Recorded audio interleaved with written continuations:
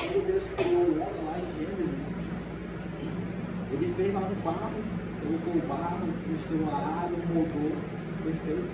E ele é tão perfeito que fez os mínimos detalhes, né? Tipo, o rosto, o olho, a boca, eu acho que ele passou, artesão bom, né? eu acho que ele passou muito tempo para fazer. Porque na Bíblia fala que ele fez, né? A pessoa acha que foi rápido, mas eu acho que ele passou muito tempo fazendo o dedo, fazendo a unha, pincelando, bicho. Porque para ele não existe tempo, então passou muitos anos aí, sei lá quanto tempo.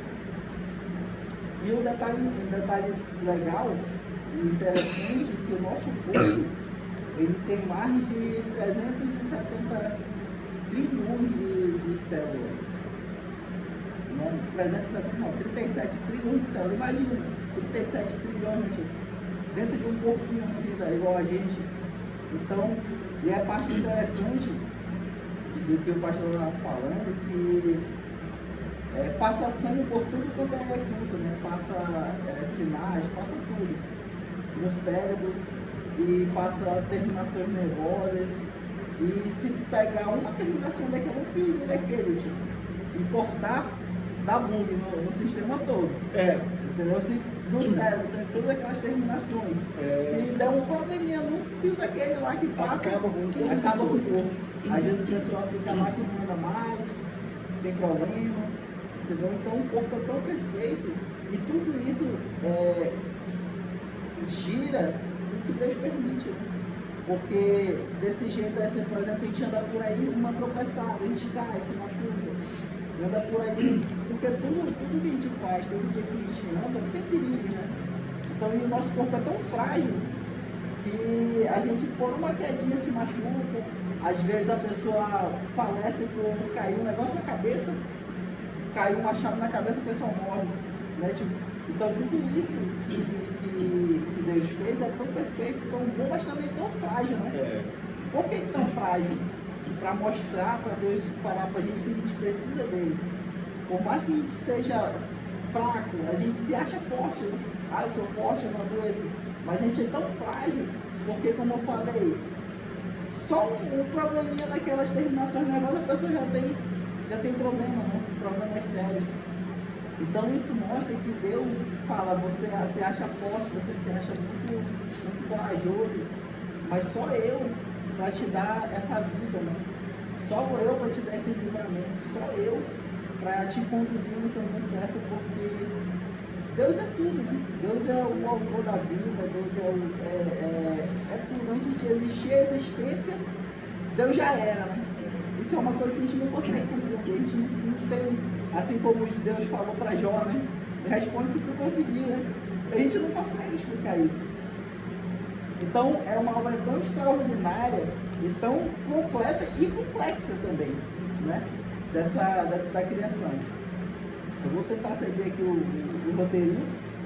Então, o ponto 2 é que Deus é o autor da vida. O autor da vida, ele pegou da costela de Adão. Ele pegou, como a net a gente fica falando, como que ele pegou da costela de Adão? Será que ele abriu, tirou lá? Foi, né? Tirou, fez, moldou, eu acho que moldou outro de novo, moldou outra criatura e fez um corpo igualmente maravilhoso. Então ele pegou um corpo que já era perfeito, que ele fez com toda a perfeição, e fez outro na costela de Adão para ser tão perfeito e maravilhoso quanto. E isso nos mostra o quanto Deus é maravilhoso, o quanto Deus é bom. Porque ele percebeu que o Adão estava sozinho, né?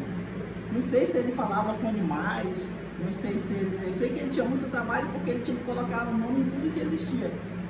Mas Deus percebeu e Deus conhece que a gente é um ser que precisa de convivência, né? A gente precisa desse ambiente de estar todo o tempo em comunhão, conversando, e o inimigo tem tentado tirar isso da gente, tirar isso das pessoas, porque colocando tecnologia, colocando todo o tempo ali um celularzinho na mão. Então, quando a pessoa, por exemplo, olha para o Benjamin, ele está naquele celular, ele fica tão viciado naquele celular, olhando, que a gente chama ele e não responde, tipo, entendeu? A gente fala, Benjamin faz isso, ele não responde, nem olha. Então, o inimigo tem colocado isso na mente de muitas famílias, na mente de muitas casas, para tirar essa comunhão de pai e filho, de marido e mulher. Então, a gente tem tentado, eu e a Heloise, tirar isso dele, né? Então, a gente fala, Benjamin, tu não vai ter celular hoje, vai brincar, vai correr, vai andar de bicicleta, vai fazer uma coisa que na nossa época, não é que eu seja velho, né? Mas na nossa época, a gente tinha esse negócio de ir pra rua, né? Eu lembro de quando dava aquele horário de 3 horas, aí eu, pô, é hora de brincar, e reuniu um monte de gente na rua, né, pai? Só lembra da quantidade de crianças que tinha na rua? Era muita gente, a gente brincava de bola, brincava de vôlei, brincava de taco, brincava de um monte de coisa. E era uma coisa bonita, porque ali a gente tinha comunhão de pessoas, né? Aquela brincadeira, aquele momento de descontração que a gente não precisava de celular, a gente não precisava de tecnologia, a gente não precisava de nada disso. E era tão feliz e mais feliz de ver o mundo de hoje de tecnologia, né? Então, aquele momento que o Thiago lá subia na árvore, né, Thiago? Pegava, colhia fruta lá na árvore, brincava, apanhava da vovó. Esses momentos que ficam marcados, que o inimigo tem tentado tirar da geração, dessa nossa geração e das gerações futuras, porque eles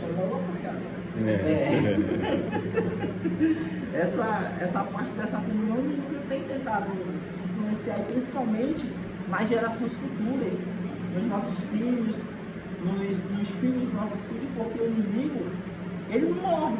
Então ele já está planejando uma coisa hoje para acontecer daqui a 10 anos, 20 anos. Ele planeja, tio, né? Ele é tão sagaz, tão, vamos dizer, esperto, que ele não quer fazer uma coisa para acontecer hoje. Ele quer fazer uma coisa para acontecer daqui a um tempo. O que está acontecendo nas igrejas hoje, desse coisa do mundo entrando na igreja, o inimigo já tem planejado isso, ó, há muito tempo. Ele vai colocando devagarzinho, coloca um pouquinho ali, coloca um pouquinho ali. E o principal ponto que o inimigo vai é na mente de quem? Dos líderes. Porque através da liderança, através dos líderes, que facilita a entrada. Porque, por exemplo, se a pastora falar, eu quero pintar meu cabelo, e o pastor fala que não, ela não vai pintar. Se o membro falar, eu vou usar abrigo, o pastor falar que não, ele não vai usar. Mas se a partir do momento que o pastor fala assim, a pastora diz, eu vou pintar meu cabelo, o pastor pode pintar, ele já abriu brecha para todo mundo fazer a mesma coisa. Então, uma decisão, então por isso que é muito importante, muito sério a decisão de um pastor, porque a partir de uma decisão errada e um gesto errado pode botar em xeque a igreja toda, né? Então muitas vezes o pastor tem que estar pensando, e antes de falar tem que pensar, né? A pessoa pergunta, pastor, eu posso fazer isso? O pastor olha na Bíblia e fala, não pode fazer, por mais que doa, né, tio? Às vezes a pessoa vai perguntar o negócio do pastor querendo a resposta que fique feliz, né? Eu falo, pô, pastor, eu quero pintar, eu quero fazer uma tatuagem. Eu vou lá, pastor, eu queria fazer uma tatuagem, mas no meu interior já estou dizendo, pô, tomara que ele deixe, eu quero mesmo fazer. O pastor chega lá e fala, não vai, não pode. A pessoa se entristece, né? Mas tudo isso é pela decisão de um líder. Então isso também, voltando para a lição, é que faz parte do nosso corpo. Toda essa parte de decisão que a gente tem, toda essa parte de decisão que a gente toma, é tudo em prol do nosso corpo, do que a gente faz.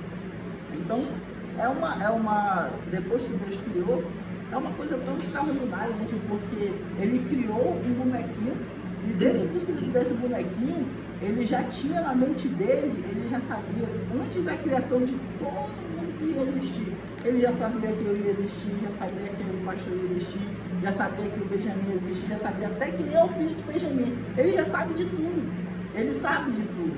É uma coisa que a gente não consegue entender. Como que Deus sabe, né? Como que Deus conhece tudo? Ele sabe. Ele sabe, Ele conhece essas 37 trilhões de células, Ele conhece de um por um, né? Então, é uma coisa tão extraordinária de Deus que a gente não consegue entender. Então, essa parte dessa genética, dessa anatomia que Deus criou, e o principal ponto, Ele colocou ali só uma carcassinha, né? Ele colocou ali uma caixa E o principal vem depois, quando ele coloca o que? O do íntimo dele. Ele coloca os fôlegos de vida, ele coloca a alma e o espírito dentro de uma caixinha. Isso é tão maravilhoso porque nenhum outro ser ele fez isso. Né? Os anjos, eles só é espírito. Os anjos, eles têm o livre-arbítrio, mas eles não têm esse poder de decisão que a gente tem, né, tio? Esse poder de... Não é poder, é uma questão de, por exemplo, eu estou errando, eu estou pecando, Deus me perdoa. Os anjos, como eles são espíritos, se eles pecarem, não tem mais perdão, né, tio? Os anjos caídos pecaram o quê? Eles pecaram 10 vezes, 30 vezes? Não, pecaram uma vez. Uma vez pecou, perdeu o céu, não tem mais perdão, entendeu? O nosso corpinho ali, tão frágil, Deus colocou a alma e o espírito de dentro dele.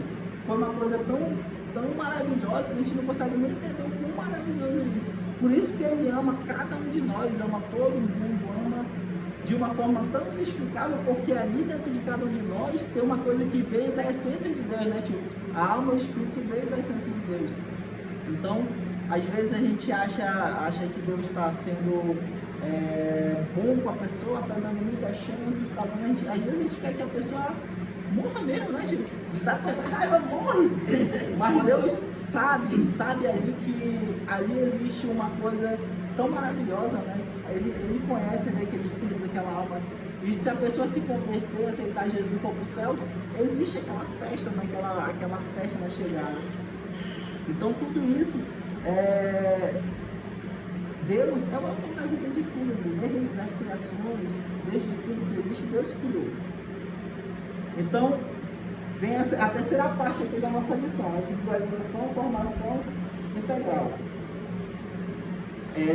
Como eu falei, Deus ele criou, ele fez a forma do espírito, alma e corpo do ser humano.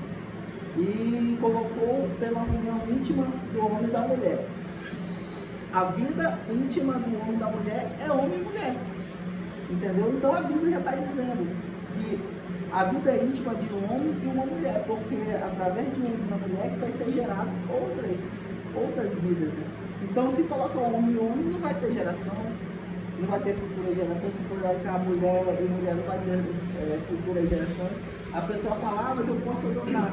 Mas não é uma coisa que gera da união de duas pessoas.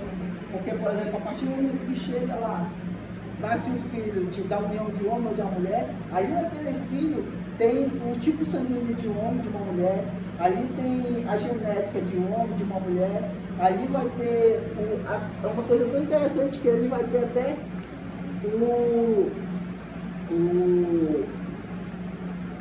como que a pessoa, por exemplo, o pai a mãe é brava e o pai é mais tranquilo. Às vezes essa brabeza da mãe vai pro filho, o filho nasce bravo. É uma coisa que a gente não consegue explicar, né? Mas às vezes, então, a mãe é brava, o pai é paciente, o filho já é muito paciente. É uma coisa de herança mesmo, de genética. Então, quando chega ali e nasce aquele embrião, ali naquele momento, tio, já tem uma vida. Ali naquele momento, Deus já sabe o nome que vai ser daquela pessoa, já sabe, ainda não tem nem esqueleto, não tem coração, não tem nada ainda, só está o comecinho. Mas a partir daquele momento que a fecundação, ali já entra a alma e o espírito da pessoa. Então, as pessoas acham que já estão se deixando normal e não está colocando isso na mente das pessoas,